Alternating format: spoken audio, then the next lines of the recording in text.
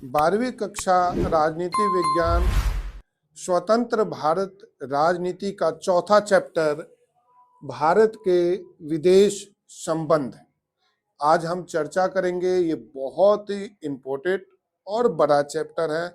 इसके हर एक क्वेश्चन अपने आप में बहुत इम्पोर्टेंट है और इस चैप्टर को आप बहुत ही बढ़िया तरीके से समझें, क्योंकि इसमें से कुछ ना कुछ एग्जाम में जरूर पूछा जाता है। हम पहले चैप्टर की बात करते हैं, पहले क्वेश्चन की बात करते हैं। विदेश नीति का अर्थ।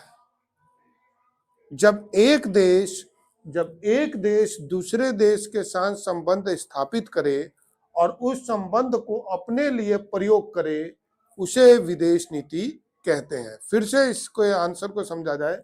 विदेश नीति का अर्थ है जब एक देश जब दूसरे देश के साथ संबंध स्थापित करे और उस संबंध का अपने लिए प्रयोग करे। उदाहरण के तौर पर भारत ने अमेरिका के साथ संबंध स्थापित किया तो उस संबंध से अमेरिका को भी फायदा हो, भारत को भी फायदा हो, तो ये विदेश नीति की सही पक्ष को रूप में हम प्रस्तुत कर सकते हैं। सिर्फ संबंध स्थापित करना प्राप्त नहीं होता विदेश नीति में, बल्कि विदेश नीति में एक दूसरे से जुड़ के लाभ लेना भी जरूरी होता है। भारत की विदेश नीति जो रही है उसको बनाने में पंडित नेहरू ने की जो भूमिका है वो सबसे महत्वपूर्ण थी। पंडित नेहरू ने जो भारत की विदेश नीति बनाई वो इतनी स्थायी है कि अभी तक हमें वही विदेश नीति दिखाई देती है। भारत की जो विदेश नीति रही उसमें पंडित नेहरू ने गुटनिरपेक्षता, शांति का समर्थन, पंचशील का समर्थन, युद्धों का विरोध जैसे पक्षों को जोड़ा और भारत के विदेश नीति के ये आगे चल के प्रमुख सिद्धांत बने, जिसमें गुटनिरपेक्षता, शांति का समर्थन, पंचशील का समर्थन और युद्धों का विरोध, ये चार प्रमुख भारत के विदेश नीति के स्तंभ रहे। पंचशील समझौते की जैसे हमने पहले वाले क्वेश्चन में बात करी थी, ये पंचशील समझौता है क्या? ये पंचशील समझौता 1954 में भारत और चीन के बीच में भाईचारे को मजबूत करने के लिए, हिंद चीनी भाई भाई संबंधों को मजबूत करने के लिए भारत के प्रधानमंत्री पंडित नेहरू और चीन के प्रधानमंत्री चाउ एन लाई के बीच में 1954 में हुआ। और 5 सिद्धांत के एक दूसरे पे आक्रमण ना करना, एक दूसरे की प्रभुसत्ता अखंडता का सम्मान करना, एक दूसरे के मामले में हस्तक्षेप ना करना, शांतिपूर्ण अस्तित्व पे विश्वास करना, पारस्परिक सहयोग पे जोर देना, 5 सिद्धांतों पे बात कही गई। लेकिन कुछ समय के बाद ही 1962 के युद्ध में चाइना ने भारत पर आक्रमण करके इस पंचशील सिद्धांतों की जो अहमियत थी उसको पूरी तरह से खत्म कर दिया। अगला है कि भारत की परमाणु नीति क्या है। जैसा कि आप लोग जानते हैं कि भारत अपने परंपरावादी दुश्मनों से घिरा हुआ है, इसलिए भारत जैसे देश को अपनी रक्षा सुरक्षा के लिए एक परमाणु संपन्न राष्ट्र होना भी बहुत जरूरी है। इसलिए भारत ने अपना प्रथम परमाणु परीक्षण स्माइलिंग बुद्धा के नाम से 1974 में राजस्थान के पोखरण में किया और फिर द्वितीय परमाणु परीक्षण ऑपरेशन शक्ति नाम देकर 1998 में राजस्थान के ही पोखरण में किया। तो भारत अभी तक 2 परमाणु परीक्षण कर चुका है और तीसरे परमाणु परीक्षण को लेकर बातें चल रही हैं। लेकिन इन दोनों ही परमाणु परीक्षण से भारत ने अपनी परमाणु शक्ति दिखा दी और भारत दुनिया के उन देशों में गिने चुने राष्ट्रों में शामिल हो गया जो पूरी तरह से परमाणु संपन्न है। भारत ने अपनी परमाणु नीति भी बनाई। एक शांति प्रिय देश होने के नाते भारत ने अपनी परमाणु नीति में ये सामने रखा कि भारत परमाणु शक्ति का प्रयोग शांति के लिए करेगा। भारत पहले आक्रमण या पहले परमाणु प्रयोग उन देशों नहीं करेगा और भारत ऐसे देश के ऊपर परमाणु अटैक नहीं करेगा जिसके पास परमाणु बम ना हो। परमाणु नीति के सिद्धांत में फिर से आपको एक बार दोहरा देता हूं। भारत अपनी परमाणु शक्ति का प्रयोग शांति के लिए करेगा। दूसरा, भारत पहले परमाणु अटैक नहीं करेगा और ऐसे देश के पास परमाणु अटैक नहीं करेगा, ऐसे देश के ऊपर नहीं करेगा जिसके पास परमाणु बम ना हो। कारगिल युद्ध, ये एक युद्ध कारगिल पहाड़ियों को लेने के लिए कश्मीर में 3 मई 1999 को शुरू हुआ भारत और एक तरह से अप्रत्यक्ष रूप से पाकिस्तान के साथ। कारगिल के पहाड़ियों को कब्जा कर लिया था और इनका कारगिल के पहाड़ियों के लिए उस समय के जो प्रधानमंत्री थे अटल बिहारी वाजपेयी ने कारगिल के पहाड़ियों को मुक्त करवाने के लिए जो सैनिक कार्रवाई शुरू करवाई उसे कारगिल युद्ध नाम दिया गया, जिसमें विक्रम बत्रा जैसे बड़े बड़े जो शहीद ने अपनी वीरता से कारगिल के पहाड़ियों को सिर्फ मुक्त ही नहीं किया बल्कि दुनिया को दिखाया भी कि भारतीय सेना किस हद तक कहां तक जा सकती है। ये पहली बार ऐसी घटना देखने को मिली थी जब कारगिल के इतने ऊंचाई पे दुनिया में इतने बड़े युद्ध स्तर पे इतने बड़े ऊंचाई पे युद्ध लड़ा जा रहा हो। अब भारतीय सेना ने इस कारगिल युद्ध के माध्यम से दिखा दिया कि भारत के लिए कोई भारतीय सेना के लिए कोई भी क्षेत्र असंभव नहीं है। तो इस कारगिल युद्ध को लेके हम भारतीय सेना को एक तरह से सैल्यूट भी करते हैं। अगला जो है कि भारत और चीन के बीच क्या संबंध है और क्या तनाव है। भारत और चीन दोनों एशिया के सबसे बड़े देशों में से एक है। दोनों के बीच में पड़ोसी देश हैं। दोनों के बीच में ऐतिहासिक सांस्कृतिक संबंध रहे हैं। बौद्ध धर्म भारत से निकल के चीन में फैला। चीन के बहुत सारे बौद्धिस्ट भारत में पढ़ने के लिए आए। तो ये भारत और चीन के संबंध जो अभी के नहीं है, ऐतिहासिक है, सांस्कृतिक है। और भारत और चीन के बीच में जैसे मैंने पिछले क्वेश्चन में बताया कि पंचशील समझौता भी 1954 में हुआ।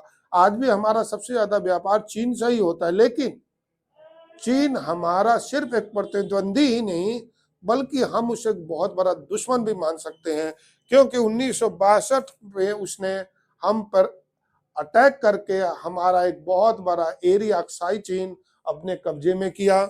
उसके बाद वो कभी अरुणाचल प्रदेश में कभी लद्दाख में घुसपैठ करके हमें परेशान करता रहता है।